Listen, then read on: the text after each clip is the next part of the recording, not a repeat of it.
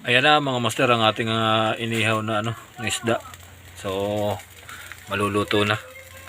Sarap ba bebe? Ha? Sarap?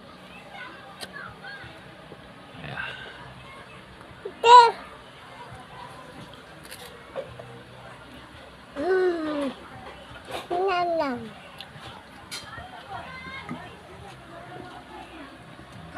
Ah.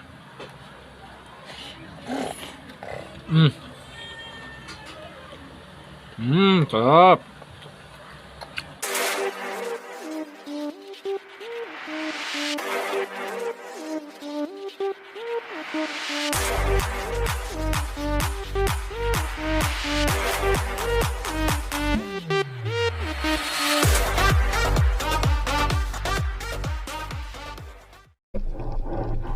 Ayan mga master, hindi na nakapag-intro at nakalimutan na.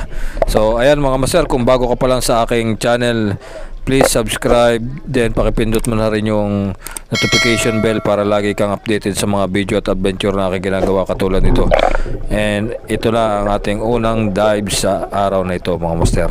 So ayan, triple lang tayo habang tayo ay lumalalim. At nakapansin ako mga master diyan, grupo ng mga talakitok. So ayan, nagprepare tayo para sa ating pagtira. Ayan mga master, dami. Ayun, nakachamba tayo mga master. Ayan, nakachamba tayo kasi yung tama na yan mga master, alanganin. Buti na lamang at hindi siya na pilas o hindi siya na tanggal, kaya naiuwi natin yan mga master. So malaki din dahil inabot din siya ng 1 kilo at kalahati. Ayan mga master, konting-konti na lang matatanggal na.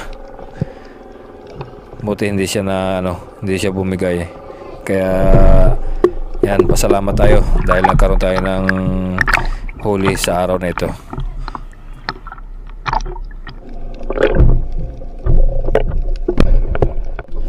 At ito yung ating pangalawang isda.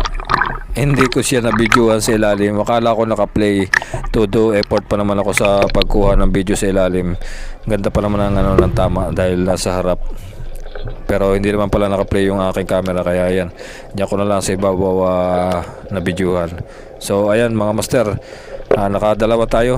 Then pagkatapos yan, umuwi na rin ako dahil medyo tanghali na para habol sa tanghalian itong mga isdang ito. Salamat and God bless po sa inyong lahat.